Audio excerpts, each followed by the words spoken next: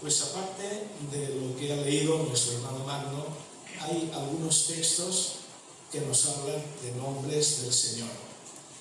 En la profecía de Isaías leemos que en un momento determinado el profeta, mirando al futuro, dice: he aquí la Virgen concebirá y dará luz a un hijo y llamará su nombre Emmanuel. Y luego, hablando de este personaje que tenía que cambiar la historia y el mundo, decía: y llamará su nombre Admirable, Consejero, Dios fuerte, Padre eterno y Príncipe de paz. Y en el capítulo 1 del Evangelio de Mateo se nos dice que cuando María estaba a punto de dar a luz, José, el padre putativo, el padre en teoría, pues recibió un mensaje. Dice: y llamará su nombre Jesús, porque él salvará a su pueblo de sus pecados.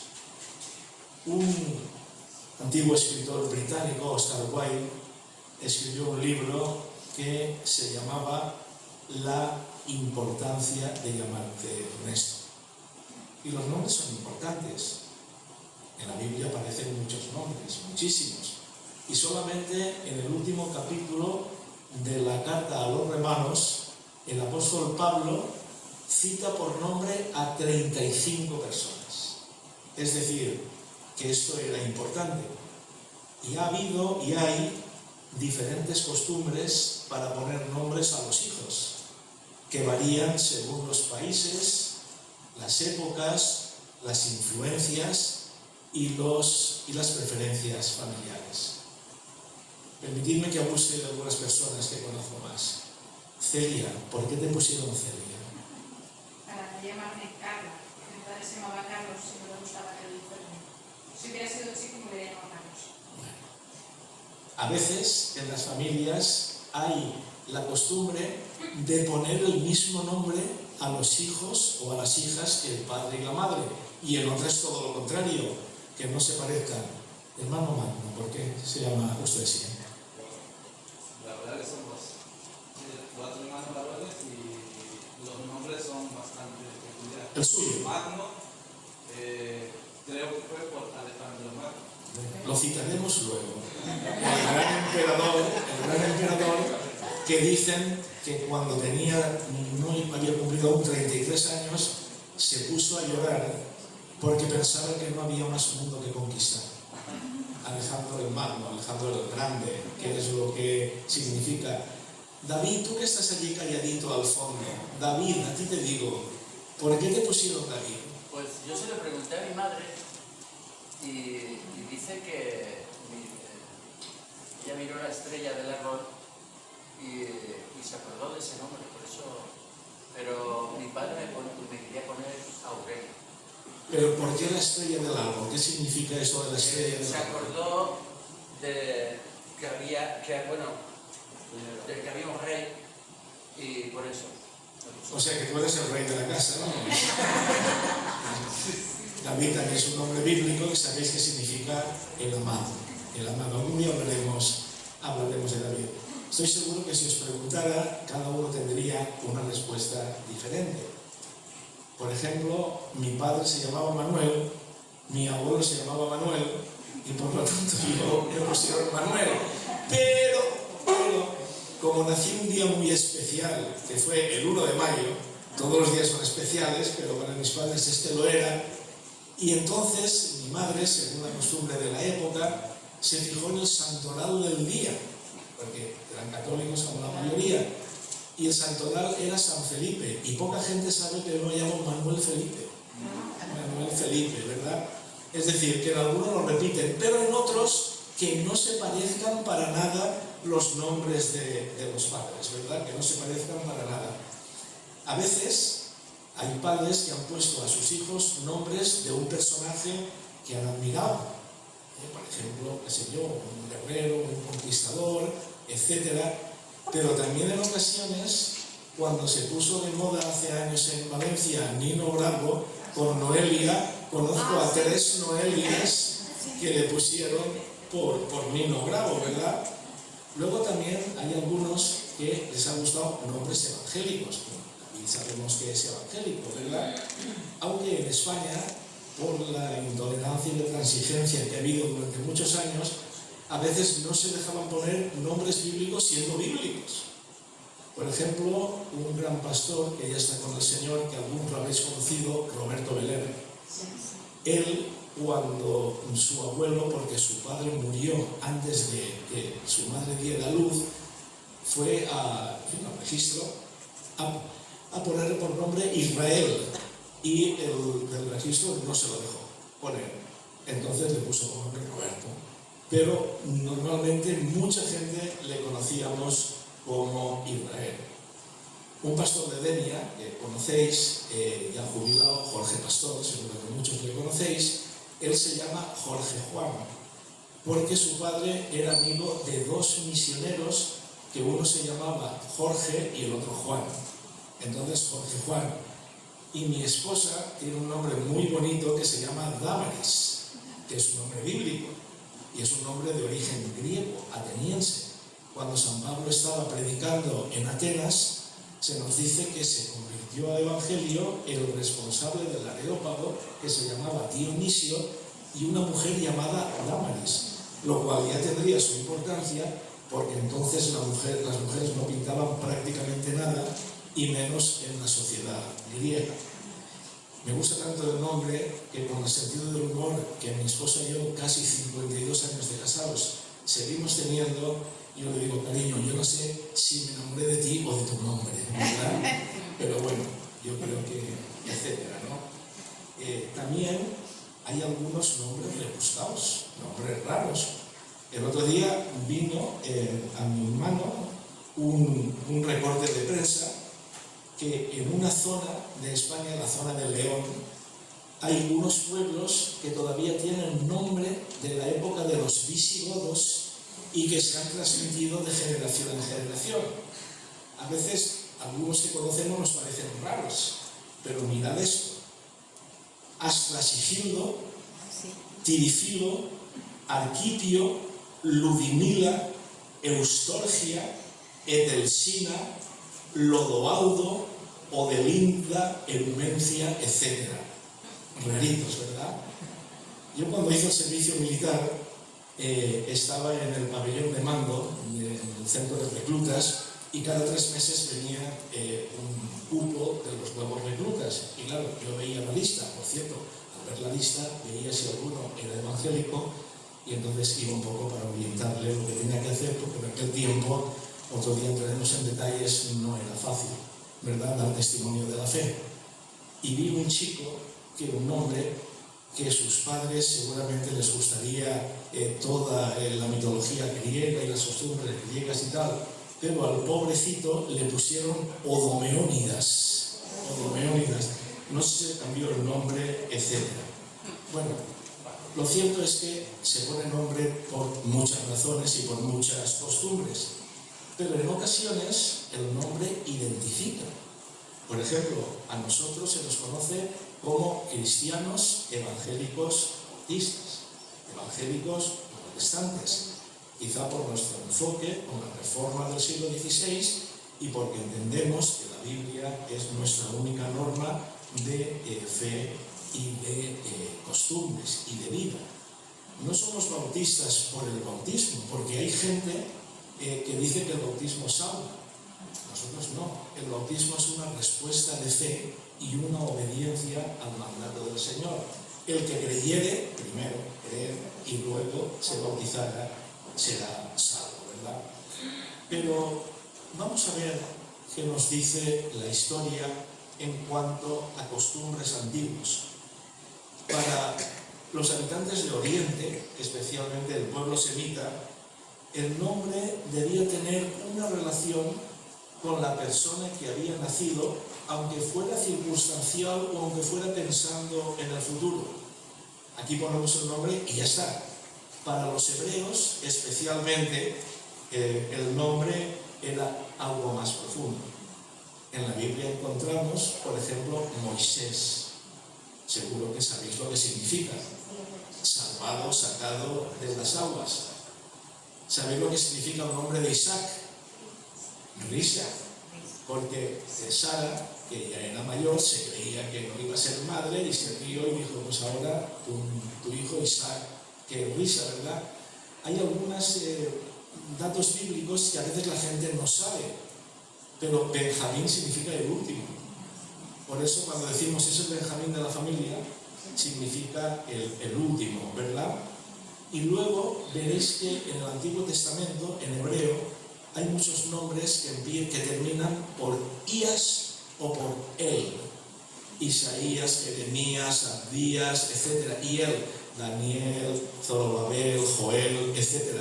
Porque es un prefijo que tiene que ver con el nombre de Dios, siempre. Daniel es Dios es el juez, etc. ¿no? Y otros. Todo lo que sea Ías y él. Por eso el caso de un personaje que el Señor lo utilizó y dio un testimonio poderoso cuando el pueblo se había desviado, y era el profeta Elías. Elías, que significa en hebreo, mi Dios es Dios. Y a veces incluso vemos en la Biblia que a lo largo de la vida se cambia el nombre según la circunstancia. Por ejemplo, el padre de la fe, Abraham. Abraham primero era Abraham, a secas, que significa padre enaltecido. Pero luego el Señor le cambia el nombre y pone Abraham, que significa padre de multitud. Su esposa primero se llamaba Sarai, que significa señora respetable, pero le cambia a Sara, que significa princesa. También vemos el cambio de Jacob con Israel, de Simón a Pedro, Saulo, Pablo, etcétera, etcétera. Es decir, que el azar no existía para los israelitas. Incluso el nombre tenía un cierto valor en sí mismo. Y entonces cuando alguien sabía el nombre de una persona, pensaba que ya entraba en una zona de influencia, que ya sabía bastante de ese personaje. Hay un pasaje impresionante, de los muchos que hay en la Escritura, que está en el capítulo 3 del libro del Éxodo. Cuando Moisés, que estaba tan tranquilitos ya en la tercera edad, que creía que su vida era un remanso de paz, etcétera, etcétera, resulta que el Señor le llama, ve como una zarza ardiendo, se acerca y el Señor le está dando la misión de su vida, ir a rescatar al pueblo de Egipto. Pero entonces se establece una conversación, y entonces una vez que el Señor le llama para ir a Egipto, él dice, aquí yo llego a los hijos de Israel y les digo, el Dios de vuestros padres me ha enviado, y si me preguntan cuál es su nombre, ¿qué les digo? Y entonces respondió Dios a Moisés este nombre impresionante, yo soy el que soy, yo soy el que soy. Es decir, unas letras que solo sabemos las consonantes, porque en aquel tiempo el alfabeto judío no tenía vocales. Unas versiones dicen Jehová, otras dicen Yahvé. Los hebreos, incluso hoy en una sinagoga, dicen Adonai, que significa Señor. Es decir, que el nombre tenía su importancia y cuando se ponía era para algo.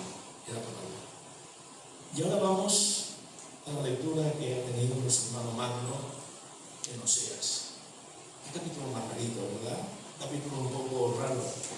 Extraños mandatos del Señor a su siervo el profeta, que se case con una prostituta, y luego que cuando tenga hijos les ponga unos nombres realmente desagradables.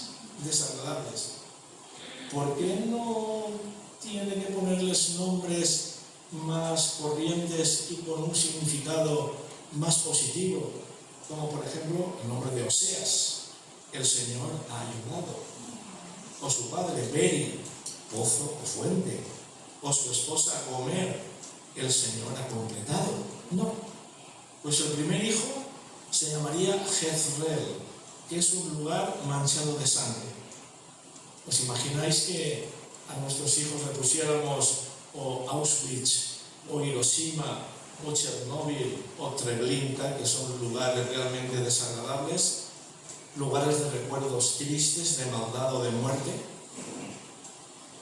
El segundo hijo, que es hija, dice que le llame Lo Ruama, que significa no compadecida. Y después de unos años tiene un nuevo hijo, tercero varón, Lo Ammi, que significa no pueblo mío. ¿Quién le pondría a sus hijos, no sé, un nombre, esto le llamaré maleducado, o perverso, o malvado, o ingrato, o incluso por culpa de algunos malos testimonios, Judas o Caín? Que yo recuerdo, nadie le pone a sus hijos Judas, aunque era un nombre muy normal en aquella época de Jesús, pero por Judas Iscariote no hay Judas o Caín, no creo que le pongan.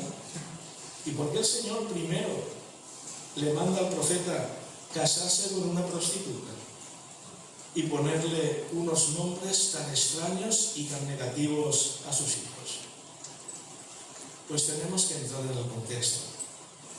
Y para entender la Escritura tenemos que ver el por qué y cuándo ocurrieron estas cosas. Y es que Oseas tenía que vivir, que mostrar que era una profecía visible, algo viviente, y era una metáfora de la infidelidad espiritual de Israel. Israel se había apartado del Señor, detrás de los dioses falsos, de Baales. No habían tenido en cuenta a su Dios de amor, a su Dios salvador, al Señor que les había salvado, guiado y protegido. Y el profeta, de forma tremenda, tenía que experimentar el mensaje y transmitirlo con auténtico quebranto de corazón. Lo que a mí me toca vivir es lo que vosotros, el pueblo, habéis hecho con el Señor. Y lo estaba haciendo el pueblo por la idolatría, por el adulterio espiritual, por la prostitución espiritual, y a través del profeta les estaba mostrando hasta dónde habían caído en corrupción moral y espiritual, y que tenían que darse cuenta como una llamada al arrepentimiento. Es como si se cumplieran las palabras del profeta Isaías cuando dice: este pueblo de labios me honra, pero su corazón está lejos de mí. Pero menos mal que, como nos ha leído el hermano, al final el Señor muestra el camino del juicio y del arrepentimiento, al camino que lleva de nuevo a la bendición y a la restauración. Porque el Señor, cuando nos da un toque de atención en la vida, cuando el Señor tiene signos para nuestra vida y para este mundo, pues es por algún motivo. Antes habéis orado, y muy bien, por el tema de lo que está pasando hoy en nuestro mundo. Casi siempre ha pasado algo, pero es que si os dais cuenta, terremotos, incendios, hambres, enfermedades, guerras y rumores de guerras, es tremendo. Es como si hasta el mundo estuviera diciendo, como dice Pablo en Romanos, que la creación gime al Señor para ser liberado de todo esto cuando vengan los nuevos tiempos en el Señor. Pero aquí, al final, el profeta, de parte de Dios, está mostrando el amor incomprensible, el amor que no se puede definir de Dios para con su pueblo, a pesar de las infidelidades. Porque Dios, el Dios que creemos, el Dios de la Biblia, el Dios y Padre de nuestro Señor Jesucristo, es un Dios de nuevas oportunidades, de segundas y a veces incluso de terceras. Tras el mensaje, que es reflejo de una dramática realidad, Dios muestra el amor incondicional hacia su pueblo y el camino de la redención. Si os dais cuenta, texto más adelante de la profecía, Gomer abandona a Oseas, la mujer se va y cae en una situación miserable, y Dios le ordena a buscarla y a comprarla para restaurar el matrimonio. Eso no nos cabe, pero es tremendo. Es un reflejo del amor, de la gracia y de la misericordia de Dios, que sigue teniendo con nosotros y con su pueblo. porque esa actitud de Dios es la que deseaba atraerlos, atraparlos, recuperarlos, como dice, con cuerdas de amor. Y además dice más adelante en Oseas 2:17, porque quitaré de su boca los nombres de los Baales y nunca más mencionarán sus nombres.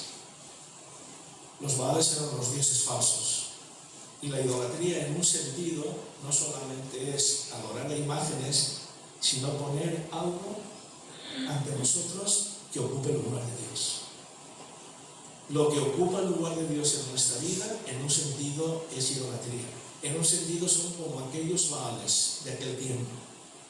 Por eso el Señor en esta tarde, y siempre que hablamos en su nombre y abrimos su palabra, nos insta a que quitemos los Baales de nuestra vida, a que quitemos aquellas cosas que nos impiden nuestro compromiso total con el Señor, que nos quite aquello, y cada uno podemos saber lo que es, que en ocasiones ocupa el lugar prioritario que solamente Dios debe ocupar en nuestra vida. Eso es importante. Por eso cada vez que nos confronta con la palabra del Señor, es un llamamiento a renovar nuestra fidelidad al Señor. Es renovar que nuestra vida responda con coherencia a lo que decimos creer. Que no haya divorcio, que no haya distancia, que no haya abismo entre el pensamiento y la vida, entre la fe y la acción, entre lo que decimos creer y cómo actuamos y cómo vivimos. Es importante. En el libro de los Hechos, en una de las primeras predicaciones del apóstol Pedro ante el pueblo, hay un texto que realmente está de acuerdo con uno de los cánticos que hemos cantado. Dice el apóstol Pedro: y en ningún otro hay salvación, porque no hay otro nombre bajo el cielo dado a los hombres en el que podamos ser salvos. Jesucristo basta. Es suficiente, es suficiente. Y en Filipenses, Pablo dice: por lo cual, a través de la voluntaria muerte de Jesús en la cruz, Dios, el Padre, le exaltó hasta lo sumo y le dio un nombre que es sobre todo nombre, para que en el nombre de Jesús se doble toda rodilla de los que están en los cielos y en la tierra y debajo de la tierra, y toda lengua confiese que Jesucristo es el Señor, para gloria de Dios Padre. ¿Sabéis de dónde nos viene el nombre de cristianos? ¿Os acordáis? ¿Os acordáis? ¿Sí? ¿No? ¿Alguien? En el libro de los Hechos está, en el capítulo 11 y versículo 26 leemos: y a los discípulos se les llamó cristianos por vez primera en Antioquía. Antioquía era una ciudad que había una comunidad cristiana fuerte, comprometida y misionera. De ahí salieron los primeros viajes misioneros de Pablo. Y cristiano significaba sencillamente los que son de Cristo. Y es suficiente. ¿No? A lo largo de los siglos, por circunstancias, etc., ha habido bastantes nombres de denominaciones cristianas, pero cristiano es bastante. Los que son de Cristo. ¿Y qué es ser cristiano? Es creer, sentir, vivir, servir y esperar según el modelo y la enseñanza de Jesús, según la acción del Espíritu Santo en nuestra vida. Por eso, si nos llamamos cristianos, tenemos que ser coherentes con el nombre. Y ahí entra Alejandro, hermano. Hay una anécdota del gran general Alejandro el Magno, que después de una batalla que venció, que ganaba prácticamente en todas, le trajeron un soldado que había desertado, que había huido. Y sabéis que entonces, para quien desertaba, era la pena de muerte, sin más. Y lo trajeron delante del gran Alejandro, y el muchacho allí temblando, etcétera, le dijo: ¿cómo te llamas? Y el joven temblando dijo: Alejandro. y Alejandro el Magno dicen que pensó un momento y le dijo, mira, te voy a dar una oportunidad, pero o cambias de actitud o cambia de nombre. O cambias de actitud o cambia de nombre.